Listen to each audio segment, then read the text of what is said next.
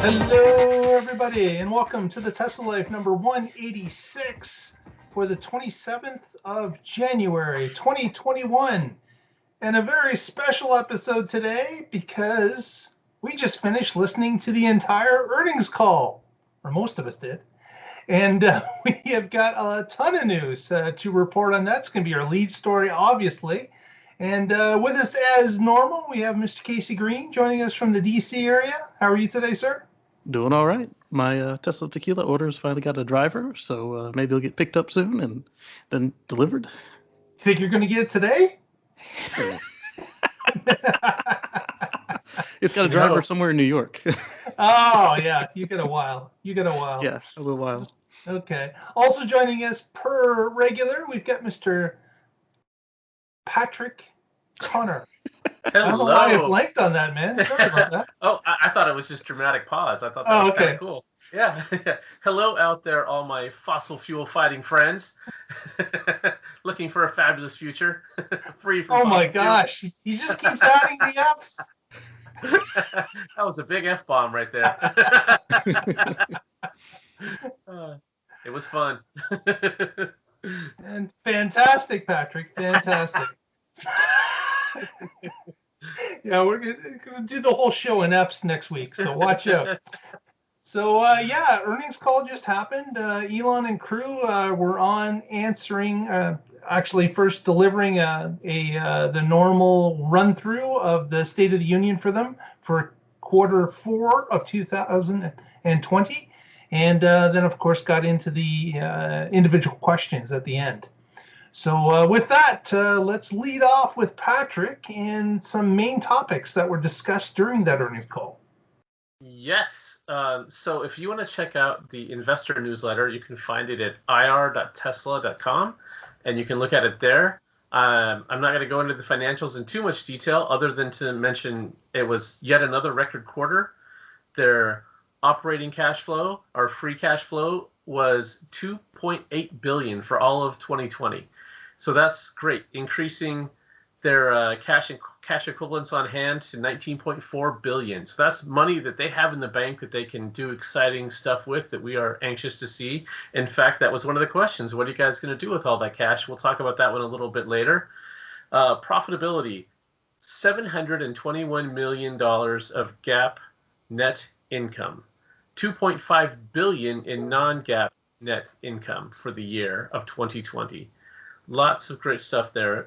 If you want to look at it, just $270 million GAAP net income and $903 million in non-GAAP net income.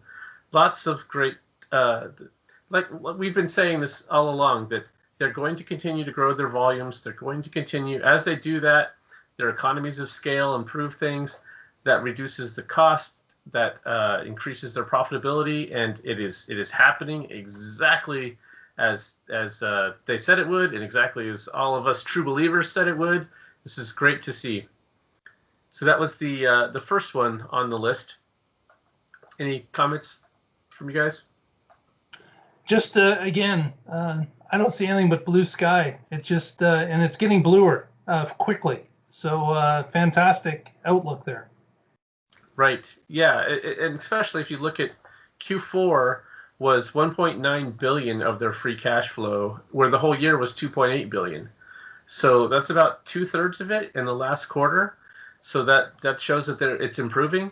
If you ramp that into next year, that's about 8 billion in free cash flow when you've already got 20-ish billion in the bank. So they're going to have 28 billion in the bank. And of course, it all depends on what they spend it on, and who knows what happens this year.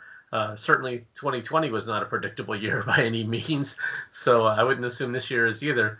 But certainly it looks like it's on a great trend. And of course, none of this is stock advice, but we're enthusiasts, and this is looking like it's great news. Okay, so they had a short recap of some of the things that they accomplished in 2020, and they talked about the casting and the factories, the build out in Shanghai, just a great hit list of things that they accomplished, including that COVID was a huge impact to a lot of their supply lines. And so that meant that they had to find other suppliers, had to uh, do a lot of things that in some cases increased their costs because they had to expedite orders from new suppliers that they had to bring online. And even with that, they were still able to achieve this level of profitability, still able to have a record quarter, all while handling these difficult situations that caused. So great news there.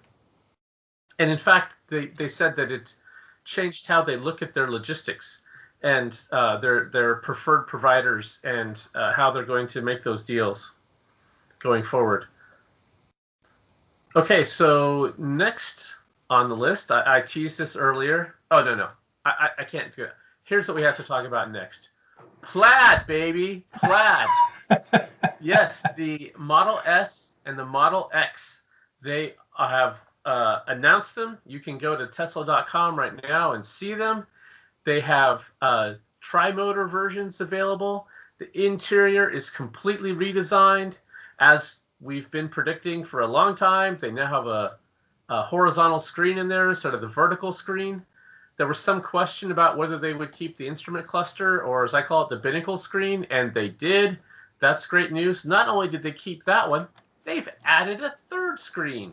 Yeah. And where's that at? It's under the car, right? It's under the car, right? Under the car. Not quite under. No, there are some cars with cameras under the car to see obstacles, but no. This one's for the passengers in the second row. They now have a screen there for the kids or whoever, and you can Executive driver. Yeah, there you go. Yeah, so you can control the radio or watch movies or do whatever from that screen, and that's great. Yeah, if you have enough money, you're buying an S or an X, you might be able to afford someone to drive you around while you want your own screen back there. So yeah, that was a nice addition. What do you guys think of the new S and X? Oh yeah, you're gonna share that. Oh yeah, one of the big features right there. I'm not a fan of what they did around the radiator. The fog lights, I can take it or leave it, and I don't understand the combo of the white and wood, but I do like all the rest of it. I actually contemplated buying it and managed to hold off. For now. For now. Also, the pricing on that is really, really nice. Elon was talking about, it's $10,000 more, blah, blah, blah. It's only $10,000 more if you're looking at a Model S or Model X performance, like last week, because they are still significantly down, even for a Plaid, from when Patrick and I bought our cars. Yeah. There's the screen is gone. Obviously, as the 3 and the Y, we've now got Cybertruck, a landscape and Cybertruck. Yeah. Is it the same 17-inch, or did they go even bigger? It's 17 inches. 17. Yep. But it's bigger than the 3, obviously, because that's a 15. Yeah. It's the same resolution, and I'm curious now, since everything except the new Roadster has a horizontal screen, are they going to redo that? Yeah, definitely. I mean, it even has the steering yoke now. Yeah, so that's interesting. The Roadster is going to be sort of a fun car, right? So in these, I think one of the main reasons they're going with the horizontal screen is because autonomy's coming. And if you have an autonomous car, you're going to just want to watch a movie or do something.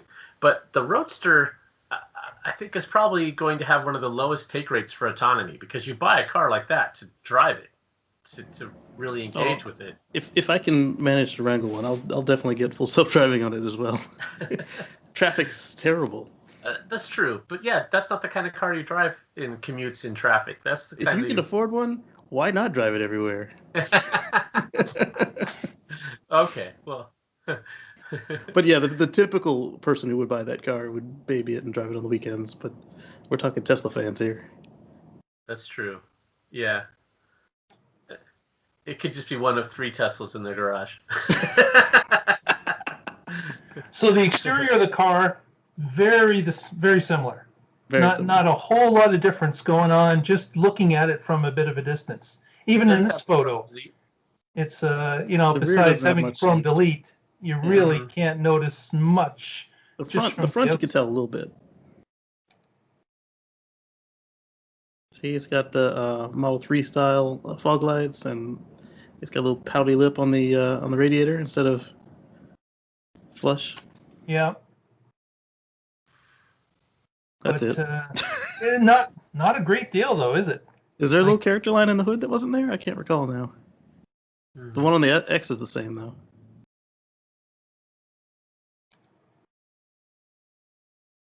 I'm excited. And a view from the roof. And so you get the best combo now between the old executive seats, the 4-seat car, and the bench, and you also get an armrest, which is nice. Right. A folding armrest. And then don't forget that the 7-seat is still coming on the S at some point. But the he did mention that. Yeah. Which would they do the rear-facing seats in the S again? It was implied. Yeah, it was implied. And they've already crash tested that configuration. It doesn't look like they changed the frame enough to need new crash tests. Mm-hmm.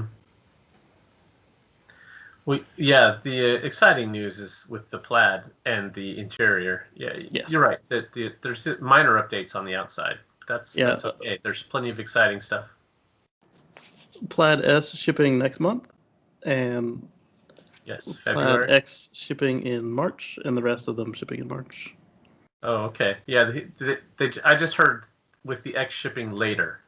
Sorry. Yeah, sorry. The X was later. The rest of them are in March, and all the X's are later. I got that mixed up. Okay. Yeah, because right. I don't know if later. I mean, March is later, but there's also things after March that could be later. No, the X is the Fabergé egg. He's gonna take his time with that. Yeah. And some eagle-eyed reviewers have already noticed that they believe that one of the turning stocks at least is missing. All of the turning stocks are missing. I read through all of the selling points in the little digital brochure, and they're like, "No stocks. Don't worry about it." Yeah, so going to be somehow integrated with the screen then. I wonder if it's all in the touch wheels, or if they've got back to the picture of the yoke. Or if they've got capacitive touch on the yoke, or if that screen is a touch screen. There are some icons that you can see above the scroll. So one for the turn signals on another picture. Right, so you can see the turn signal left and right on the left side of the left wheel, which is weird. You have to remember that I guess up is right and down is left, which I guess is the same as a stock. But why not have left on the left and right on the right? Well, I mean, how often are you going to be manually shifting anyway? Those are turn signals. We're not going full autonomous yet. Like he said this year. Yeah, you still need turn signals. Not everyone is going to have FSD. They're going to hate using this system. The car needs to be functional without it. Yes. Right. So this is stockless design, and I definitely want to test drive it to see how that feels. Because just my first reaction is, but that's what I'm used to, and it's gone. But okay, that doesn't mean that this is horrible. It's just new. So I need to try it. One of the things activating and deactivating autopilot, because even the Model 3 does that with the stock. Right. Yeah. And what about wipers? I don't want to have to. They're on a screen on the Model 3. Yeah, auto wipers work most suck. of the time, but occasionally, I just want to tap the button and have it wipe some bug off that it's not noticing. Mine goes like crazy, like it's in a hurricane when I go to clean bugs now. And of course, we're back to a yoke steering wheel again. Yeah. Yeah. Is that going to make it? Is that it? Because we've had yokes in many different productions previously that have never made it to production. Right. Yeah, you see them on prototypes. On the order page. It's there, right? It's got a rounded top, so it might count. It's not like not like a flight stick yoke. So it might qualify because it's a complete circle. Like I thought they might have, or closed shape, I should say. Did this just so you could see the screen a little better, but it appears that this is what they're going with. Yeah, that was also in the brochure, the e-brochure. They mentioned that you don't have to look through the wheel. It's open on top. It's not there. Yeah. There's nothing to look through. Wow, that's going to look really different, isn't it? Yeah. Yeah. And does it say Tesla or does it have the T shape? I don't It's know if you can got see it on this Tesla one. on it, no T, Okay. unless the T is blocked out by the light. There might be a T above, but I definitely see Tesla etched into the horn area. That's new too, because even the Roadster had whatever logo at the time, the old one or the new one, Yeah, or the old one or the current one. fantastic. So it's available now to go check out right on their website, and you can place your Tesla.com/Model orders S. now, right? Yeah, you can order it today. Yep. And I'll be So, heading to the store in March to test one out. and it'll be interesting to see if because we had talked about this before, would Tesla make an announcement during an earnings call and not actually do a bit of an introduction on its own? And they decided not to. They decided to roll this in with just an earnings call. Well, it's not a product launch. It's a pretty big change, though, I would It's say. the biggest change they've ever made, but it's not a new car. Right. Which is they still could have saved it for an event if they wanted to. I think it's a big enough deal they could have. I think he probably wanted a party, and better, cooler heads told him just back off if he wants to do it this year. Yeah. Yeah, that's probably it. It's probably that they can't have a get together as they've done in the past because of COVID. Mm-hmm. So don't push it. Just release and we'll have our parties later on. Yeah, I mean, because when you think about how long it takes to get all of his suppliers lined up, this thing has probably been in the works for about 2-3 years now. Oh yeah, Yeah. and that's how long we've been hearing the rumors. So that would Yeah. make sense. Yeah. Okay. Yeah, this is probably as late as they could push it back without having to pay a bunch of broken contract fees. So what do we got next on the hit list, Patrick? Okay, yeah, that was definitely the big ones. So let's keep. What are they going to do with all of that money? That is the next one. And they talked about how service centers are going to be a big push this year. They plan to open, I think it was 40 of them in North America this year, and in Q4 they opened, I think, 19. So that's going to continue to grow. And they understand that there has been a problem in some service centers. Some of them have had wait times of a couple weeks. And so they want to have all service centers have less than 10 days to get anything done. They want to increase the mobile fleet. Right now, about 40% of service is handled by the mobile fleet. They want to bump that number up to 50, which means if you're adding 40 more service centers, you need to be adding more than that in mobile service, because the amount that they're going to be able to handle in those service centers is obviously going to raise it, which is good. They have to stay ahead of the number of vehicles they're shipping, because the likelihood of someone having some kind of issue when you're delivering 1 million cars a year, it's just going to happen. And then as you have more and more cars out there in your fleet, they have incidences and issues, and things get broken, and that those need to come into the service center. One of the comments on here that I liked was, the best service is no service, which at first I was like, hey, no, come on. No, well, it's if you just have a great product that just works and you don't need to take it in. So they're striving for that as well in their quality of cars coming off the line, so that they don't have to go visit the service center as soon as you take delivery and it has this or that defect. I can keep going. There's a couple other things they said they were going to spend money on. The superchargers. Superchargers are going to be a big expense, but just like service centers, you have to stay ahead of the fleet. And if you don't, it causes lines and backups and a poor user experience, and then you have unhappy customers, and that could be where things crumble. Because right now, we are all happy customers. We love our products. We're the ones that end up selling them to other people. We do things like have blogs and podcasts and YouTube channels and all this stuff because we love the product. So they definitely know that that's important, and so they're building out to keep that flywheel going. Good customers bring in more customers, make great products, make happy customers, and it's all right there. The other thing they said is building out their factories. So right now for the Model Y, they have the world's largest cast. And for the Cybertruck, it's going to be even bigger. Right now, it's, let's see, what is my number? I think it was 8,000 tons. 6,000 tons 6,000 for the tons. original one. Yes, 6,000 tons for the Y, 8,000 tons for the Cybertruck. That's Nice. incredible. We're going to definitely be seeing some, they're probably popping up right now online, stories about the biggest press in the world to make this incredible truck. So that was where a bunch of this money is going. Speaking of Cybertruck, Elon said, if we're very lucky, we'll get a few out this year, but next year's volume production.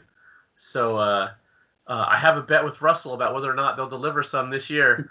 And I hear I have to be very lucky to win that bet. And then Munro was talking with some folks, and he mentioned that in these gigapresses, that they actually fill in milliseconds. The rest of the time is them cooling and hardening. Yes, yeah, you have to inject it so quick, so that you don't get warping and different. Yeah, Bubbles. you can get it to block, and then you don't get into the center, and you can get weird flashing and bubbles and other things. So yeah, they're making their own alloys. They're having these presses bigger than anybody's ever had before, and yet they still got those into production last year. You would think that doing something that far removed from what anybody else has ever done would require a couple years of iteration. Tesla just seems to figure these things out. That their real strength, in my opinion, is their engineering, the ability to do this. It's not like no one's ever thought of casting stuff before. It was just a really, really hard engineering problem. And they were able to figure out, well, okay, what is it that's limiting that? Well, let's change the alloy, and then can we do this? And let's do super fast injection. And yeah, that's incredible. Well, they have a tool and die manufacturer, and they have an automation manufacturer. So, Yes. I mean, they got everything they need in-house. Right. Yeah, and that's another nice thing about having cash in the bank. If there's a company out there that they need to acqui-hire to get the talent, they can just buy that company. And then the skills they need are right there. And they've done that multiple times for battery manufacturing, for automation, for various other things. Very true. Okay, what is next on our list? Full self-driving. Let's talk about that one. I think I might win this bet if he's not too full of himself again. Yes. Elon was very confident that it will be better than humans this year. And they have been converting over to their 4D model where they're doing video labeling and having the neural nets analyze video, surround video, instead of, in the past, it was doing still frames. And it was doing still frames from each camera. So imagine if you had to drive just by looking at a bunch of flashcards instead of actually the video stream you have coming into your eyeballs. So they are continuing to work on the neural net and continuing to move it toward this 4D model. Not all of them are moved yet. And one of the comments he had there was they see credible results every time they migrate them. Relating to full self-driving, one of the questions was, when do we get the FSD2 computer? And the comment was interesting. They said that right now, the system is not even using half of what the current FSD capacity is. So sure, they could get to FSD2, but there's no forcing function to do that. And if they did come out with FSD2 hardware, they would have to migrate their software to that, and that's going to slow down the software team. Right now, the software team is focused on getting the software to work. If they had to do this migration task, you're putting a roadblock in front of the critical path. That's a bad idea. So they're intentionally slow walking FSD2, and which is fine because their suppliers at Samsung or TSMC, whoever they're using, they're continuing to improve their processes. So when Tesla does get to a point where they're, okay, we need FSD2, it's time to ramp that up. We've got the software working, we can port it over without interfering with the development. They just end up getting a better FSD2 computer for all of us, one that's lower power, better performance, higher reliability. So there's no rush on the new FSD2. And as you guys know, I've been purposely delaying the upgrade in our Model 3 because I thought I could get the FSD2. Because if you go back to Autonomy Day, they said it would be about 2 years, and that was about 2 years ago. So I guess there's no more reason for me to delay. I'll just go and get the new one, the current one. Anything you guys wanted to mention about FSD? Interesting that he had said that it just becomes a distraction. Like you said, they're working on something already. Throwing another thing in would just be an extra distraction that would take away from the current work. So since the other one's not even at capacity, why bother? Just let's deal with the first problem and get everything software-wise running. And the argument that they can work on multiple things at a time doesn't apply here because the team that is going to use this product would need to give their input or help design it because you want the synergy there. And so if they're off in beta hardware land, they're not off in beta software land. So it really does tie up two teams to do that. It does. And hiring the right talented people is, for many of these things, the limiting factor. If you don't have engineers who really know this stuff, you can't make the right choices. And it would be nice if they just had 3 or 4 teams working on that and they could have one do this and one do that. But when it takes 50 of the most talented people in the world to get it done, it's hard to have 2 or 3 teams of that. Yeah, they're not too big on big teams. They like them nimble. Yes, true.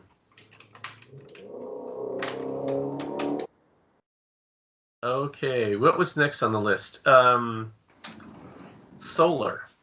So their solar has been ramping up, and one of the questions that I thought was interesting is what is it going to take for Tesla to become one of the leading solar manufacturers and installers in the world? And Musk responded to this by saying Tesla was there, but then we had this do or die moment with the Model 3.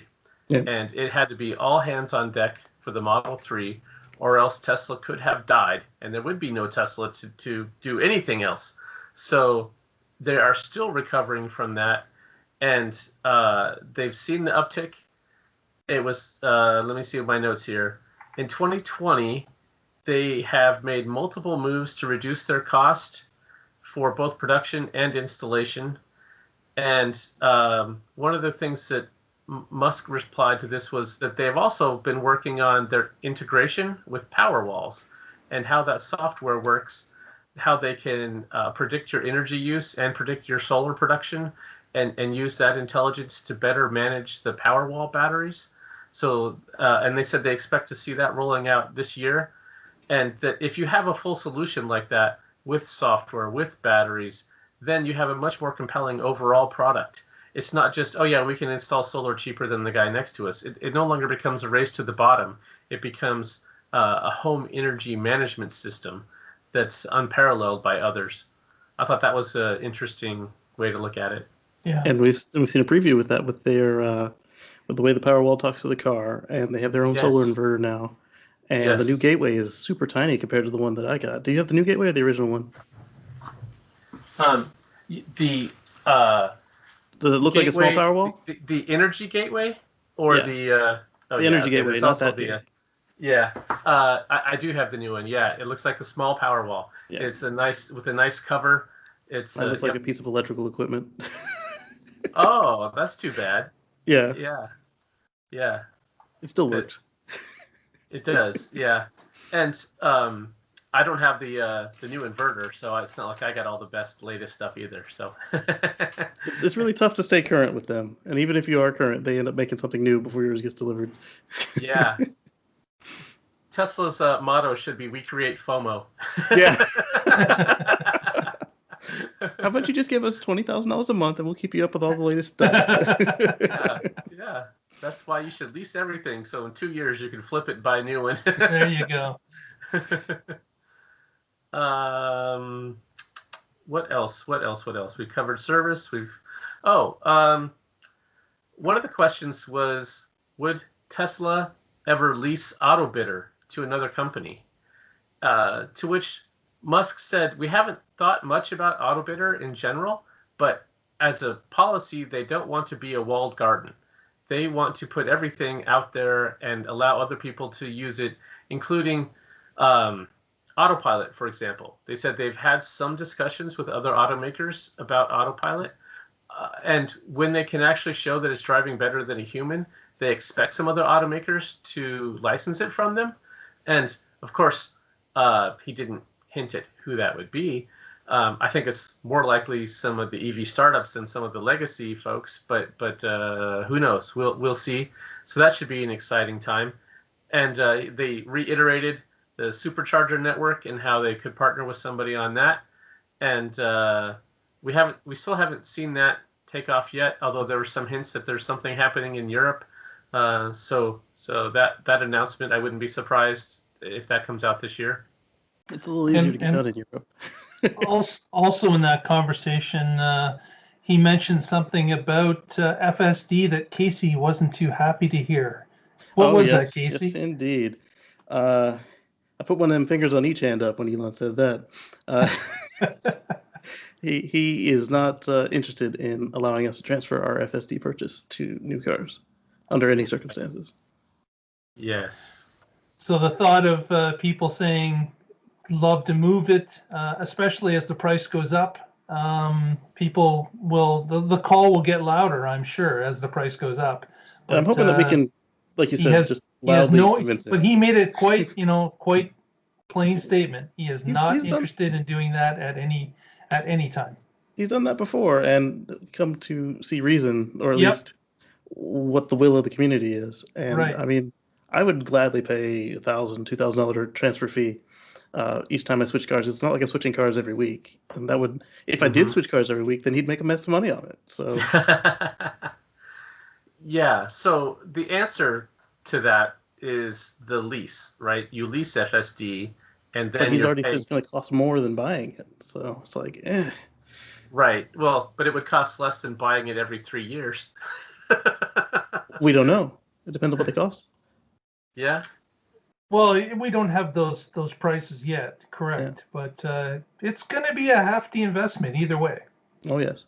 Mm-hmm. Yeah, and then of course he also did mention, not in this call, but previously, someone had came back to him and said, "Hey, when I'm trading in my Tesla to the dealership to get another one, I expect to get full dollars for my FSD that I paid for." And he said, "Yeah, you should."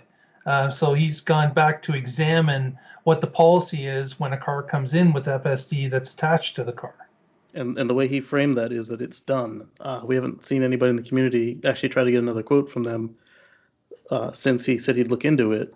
So I'm curious now if anybody tries to do a trade-in on these new Model S and X's and see if they try to get the shaft or not.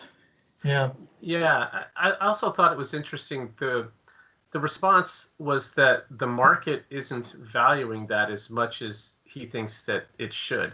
So whenever they do their trade-ins, it's not them looking at it and deciding what it's worth. They're looking at some, Kelley Blue Book online equivalent or whatever, and then making some offer for the trade-in price relative to that. So they're the ones pushing this. They need to man up and do the right thing for the customers. Otherwise, they stand a chance of losing customers to Porsche, GM, and whoever else is making other almost as compelling EVs. Yeah, I agree. So they can't just say, "Oh, it's not our fault. It's the market's fault." That's sidestepping the issue and not doing service to their customers. And speaking of market, if it is harder for everybody else to win sales against Tesla because of that, they're going to then raise their valuation of Autopilot and FSD. Right. Just a matter of fact. Yeah. So if they do want to use some market number, they should use a market number that's a car without FSD, and then do their own FSD pricing on top of that. Now, Tesla's model, of course, in the past, with any trade-in that came in that that was a non-Tesla, it immediately left the lot with a wholesaler. It was gone. Right. Yeah. I But wonder if they there's actually any got decent appetite. rates. They I wonder if there's any appetite for them to do different with a Tesla that's traded into the Tesla dealership. they don't seem to want to hang on to any used car No, for any length of time. it seems they all leave, right? Yeah. You know, maybe as time goes along, maybe that will change. That they'll have used Teslas on the lot, ones that are traded in. Maybe they'll decide to take that on as a used car, another wing as time goes along. Certainly, Maybe. But as right now they it seems sell like more and perfect. more, and they have more and more locations. Actually, a few of them just opened up in Canada this week. We have Edmonton about to open, Saskatchewan opened, and those places, as here in Kitchener, lots of room. You can place them, you know,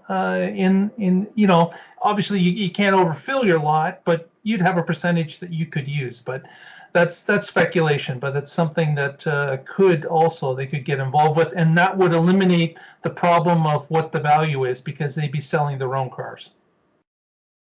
And, They do have a who's better pre-owned to sell program. a used car, a used Tesla, than Tesla themselves? Right. Yeah. Yeah, they do have the program, but they need to step it up. They need to act like they, because right now it seems that the only thing they're interested in is selling new cars. Yeah. And they could change that image. I mean, used cars for everybody else are very profitable. So if they just manage it correctly, then Tesla used cars from Tesla could make them a mess of money. And I think they've been way too busy with other things to this point to even think about this. And probably But now this they've got is the too money. early. They can But get the now talent. that they're making money quarter after quarter, what's this? The 6th or 7th quarter in a row. Yeah. This these type of ideas will start to churn around in their heads. To this point, they've been just running wide open and with too many other things. But as these other factories complete, and as they start to hone in on more sales, that can certainly come up. Yeah. Okay, last one. Do you guys want to talk about hydrogen or the electric van? I'll let you pick. Let's go with the electric van. Yeah, we know what hydrogen is. We'll go with the van. Okay. So somebody said, hey, Elon, you've talked about working with Daimler on Sprinter vans in the past. I haven't heard anything about it recently. How's that going? And Musk said, we will make a van, but they are currently cell limited. Battery cell is the limiting. I've said limiting factor like 10 times already. If this is a drinking game, your tequila bottle. So that's what has delayed their rollout of the Semi, is that they are cell constrained, and they've already got things that they have planned on their roadmap: the Semi, the Cybertruck, the Roadster, and so yes, van is on that list. But it is no time soon, and they've even said they've told all their suppliers, yes, we're going to start our own pilot line and our own battery manufacturing, but we want to buy cells. We want to buy all that you can make for us with a reasonable price, because we have to sell reasonably priced products, because that's the limiting factor. Yeah, he actually mentioned several times throughout the call they don't have enough batteries. They don't make enough batteries. They can't buy enough batteries. And he kept hitting home on that. Yeah, in fact, when somebody said, are you going to have all your suppliers move to the 4680, Musk said no. That would slow them down. And we don't want to slow them down. So we are going to have uses for 18650s, 2170s, whether it's in storage or vehicles. And we've seen this in China. They are using cells that aren't even cylindrical in their Model 3 variants. So that reorganizing and figuring out how to make whatever they can get work, that they're going to do it. I think it'll be easy to do once they go to the structural pack. It's just a matter of making sure that they have each configuration tested properly, and literally just I need a module and it's going to have the right weight, it's going to have the right size, and it just goes into one piece. Right. So quite a bit of news for the quarter. Again, exciting news all across the board. didn't really talk too much about the factories that were ongoing, besides, things are running as they believe they should. Right. They do Yeah. have some pictures in the investor Beautiful newsletter. They have here's what it looked like a year ago, dirt pile. Here's what it looks like now, buildings up, and some photos from the inside. Yeah. So, yeah. And we of course progressing. have been following that with our Twitter feed at the Tesla Life. We've shown a number of different photos. Of course, Patrick and I are embroiled right now in a race to the completion of Gigafactory Berlin or Austin. And speaking of Austin, that leads us to our next story outside of the earnings call. And the Austin is getting a $2.5 million showroom for Tesla. Now, the curious thing is you can't buy a Tesla in Texas currently. So what does that tell us? That Tesla is willing to invest $2.5 million up front in a showroom in a city that they can't sell it in. I think they've got the legislators convinced that it is going to change. And that probably had a lot to do with the factory that was signed over and started to be built. Or watch them come into their 2-year session and do the Texas thing, and then Tesla says, "Oh, really?" So actually, the session is happening this week. Okay. So say they come out of the session once every 2 years. 2 years, yeah. So it has to be done this week. Right. I don't know if it's publicized in that way. I know a lot of people are watching that, but certainly starting to work on a showroom for $2.5 million would indicate to me that they've got that problem licked. They're doing the put up part of the put up or shut up. So if the legislator at this point then doesn't do the right thing, does Tesla continue and make a $2.5 million art gallery, or do they take their money and go somewhere else like Oklahoma for their largest showroom? Well, they could do that, but I think the investment in the plant is pushing a lot harder than the showroom. Well, the plant is already there. Yeah, they're not going to move the plant, but I mean, no. This could show their satisfaction or dissatisfaction with the results that happen in this week's session. Yeah, we'll keep our eye on it and break that news when we get it. But another story of interest, Casey touched on it earlier, is that Mr. Sandy Munro, of course, of the famed teardown, his Detroit company, Munro and Associates, Sandy's on the road this week. He decided to take a impromptu trip to California, then up to Oregon, and now he's heading from Oregon to Texas. Don't know where he's going from there, but it looks like he's touching the 4 points. Maybe he's off to Florida. I'm not sure. But his videos are entertaining to watch. He talks a little bit about the full self-driving, not the full self-driving, just self-driving that he was using on the highway. And he compares it to other vehicles he's owned and how tired or non-tired he feels when at the wheel. And talks a lot about he visits some Tesla owners clubs along the way, gets in a couple of meals, talks to a number of people at superchargers, starts checking out people's cars at the supercharger, looking to see what the gaps are, how things were lining up. And it was quite amusing. So if you have some time, the link is in the notes. Go take a look at a few of the videos that are on his trip cam. Yeah, one of the things I thought was cool was he saw a new Model 3 and said, this is nothing like the one that I tore down. This is way better. And so if you take a sample of one, that's not a statistically significant sample to know, this is a representation of quality across the board. So that was an interesting little note from him. Yeah. Also, Casey, your mic is gone. Can't hear you. Nothing from you. Well, with that, I'll just move on. Casey will be with us back in a moment, I'm sure. Elon also announced recently that he is looking for the best carbon capture idea out there. And in order to spur development on this, he's offering $100 million donation to that best carbon capture idea or system. So Musk is looking again to spur development to help the planet. Tech Jeff. Yeah, there we go. You're back.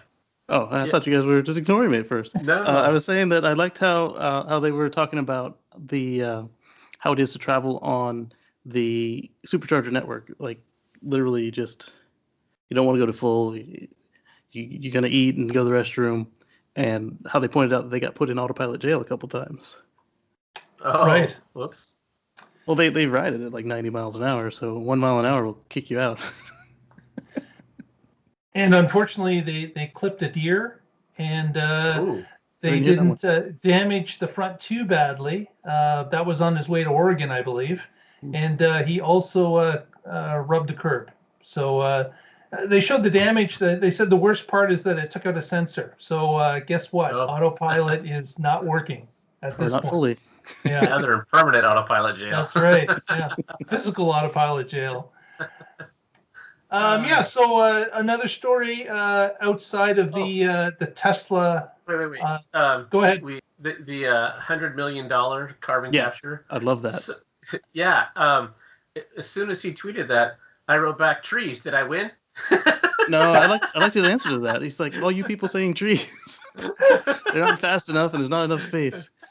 I know. It was just to be funny. And I I did think it we're being first. funny, but some of the people were like straight up serious. They're like, and they got mad when he suggested no. And then and Patrick put in brackets, "I'll take 1 million. Don't need 100." But see, the thing is, you can't easily turn the tree back into methane and put it in your rocket. Right. Yes. It just sequesters it. That's all. Yeah. Yeah. Right, and they're not doing it fast enough for what we were doing, and so he wants something faster. And somebody else pointed out that not just that the forests are slow at it, we also tend to do a really bad job of planting these forests, so they just die and they add it back way sooner than they were supposed to. And the reason that the carbon capture, physically capturing the carbon and dealing with it, the reason that that's not been taking off as well as it should is that it doesn't have proper investment, and people just poo-poo it because they've had a couple of science fair demos. Mm-hmm. So now it's something serious. Yeah, this reminds me of like X Prize. If you Yeah. put a big prize out like this, it's going to encourage innovation in a lot of ways. Exactly. And- Somebody had pointed out, there's a $20 million prize coming up at the end of the summer, and somebody else is like, well, what more would you do for 100 million over 20? Just because there's already some money doesn't mean you can't put more into it. Right. Yeah, and there might be different rules for these two, and they could. There's no reason you couldn't try to come up with something and enter it in both. Exactly. Yep, absolutely. Outside of Tesla, we got some news about StarLink, which of course is now has been available on a personal invite to this point, and of course, depending on what part of the continent you're sitting in North America, because the satellite structure is currently more northern than it is southern. Canada was one of the first on the board, as well as U.S. northern states. Now, apparently what's happened now is that previously you had to be invited to be on the StarLink beta program. Now you don't require an invite. So you just go to the StarLink website, you can sign up yourself, and they will send you information back if you're within range of the satellite service as it sits today. So they're obviously looking to fill out as they get more satellites in orbit. And this is something that shows that they are increasing. So no invoice now required. You can invite yourself, basically. It now becomes a question of where you are physically to use the system and whether or not they've got the proper density of satellites to cover your area. I'm curious when they open it up to other people under the current coverage outside of just the U.S. and southern Canada. Northern Canada too. That's where it's really paying off for some Canadians. Remote communities that are north of the heavily populated south. That's really where it's paying off. Yeah, but I mean, there's whole other countries that are underneath those coverages. Yeah, was it Russia or China who's getting ready to try and block their citizens? Russia. Russia's already said if anyone gets on the system, they're sending the police. Nice. So Really? Yep. Yeah. They're Wow. blocking They their can't control citizens because they can't control the Starlink like they do control the internet from everywhere else. They're not using a Russian ISP. They're using an American ISP, and they don't want that. Yeah. Yeah. So But hey, if you need a receiver, let us know. We'll ship you one. To Russia with love. Exactly. I'm not involved in any of this international law making. We're joking, of course. Next, the Boring Company is set to open the Las Vegas Loop soon. No particular date, although the contract states that they're supposed to be in operation by February the 1st, I believe. So the 1st of February is when the contract says it needs to be running. Whether or not it does, that's obviously an agreement between the Boring Company and the Las Vegas Convention Center. But Elon had tweeted a photo of he and his sons standing in the underground station, and had indicated that there's going to be no rave, because that's the perfect place for a rave with those neon lights everywhere in the ceiling. But he indicated that they're going to have some sort of a Fallout sheltered theme video game party. It works. And it showed behind him that there was an extremely large screen. I think I got a photo of that. That was. While you load that up, I think this will be a good chance for them to test out what they need to be worried about for maintenance of the robotaxis. Like they can use the camera and figure out if somebody's been messing with it, if they need to do cleanup, and all that before it hits private people's cars, because that will weigh heavy on private citizens, whether they want to put their car on the network if people take care of their stuff or not. That's kind of the robotaxi thing, isn't it? Like just an extension of that. But it's interesting. It's going to be fun to see when this starts to go. Obviously, there's going to be human drivers to start with. That too. They're not going to be doing 150 miles through the tunnels to begin with. They're going to feel out the system. They're going to figure out how it's going to work. They're going to adjust software as time goes along, and as it moves into an autonomous tunnel drive, that's when it really gets interesting, because of course that ties into full self-driving as well. It's another aspect of it. Actually, in more of a controlled circumstance, probably be easier, because you don't have the worry of people walking through a tunnel at any moment. It's all a controlled track that you control. So it'll be interesting to see how this works. Hopefully, we will get an idea somewhere around the 1st of February. I'm excited. Yeah. Yep, it's going to be interesting for sure. Next, Tesla apparently with the Gigafactory Berlin has been approved for, of course, batteries to be made on site as well. That wasn't initially, they didn't apply for that initially, but they applied for it after the factory was being started to be built. Probably a timing thing, getting permits and stuff. They wanted the most important components to be underway before they did. But of course, they will be designing producing some batteries on that site as well, if not in its own building. But what they've indicated in this article from Teslarati is that the European battery market, they believe, will be sitting at about $3.5 billion once the factory is up and running. And of course, Tesla, with its new 4680 cell that is rumored will be the one that they're going to produce there, is going to take a good chunk of that money. Not necessarily that Tesla's selling these batteries to others, but of course that they're being used in the cars that are being produced and exported from the factory. So it's just some of the talk about how big the battery market is becoming and ballooning over time. And Tesla's play into Germany is going to be taking up a large chunk of that total market based on Tesla producing that number of batteries for that number of cars.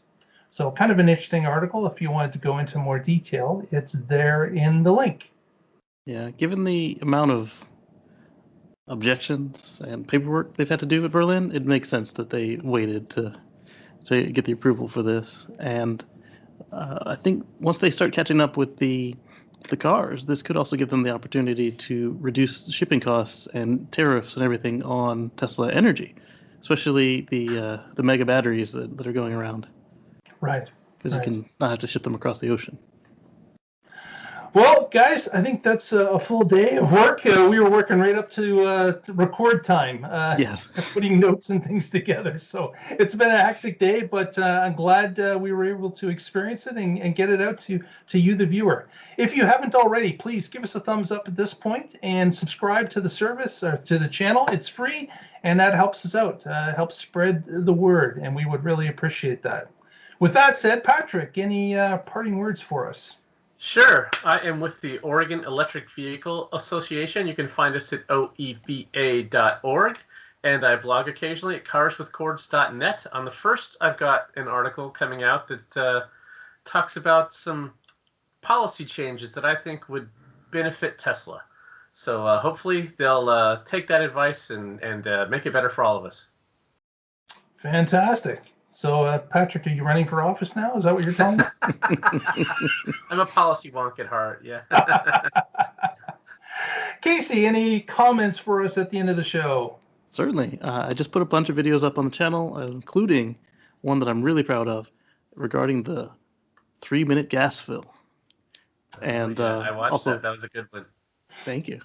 As well as our first members-only video, the Casey Green channel members-only video. You can check those out at youtube.com/Casey Green. That's KACEYGREEN. And I'm curious to see what you think about the 3-minute gas fill. Send your comments to Casey or right here in the notes. Would love to see what you think. Absolutely. With that, we'll roll the music, and we will talk to you next week and find out what's going on in the Tesla life. Thank you, Lee Moon. Bye, everybody. Good night, everyone.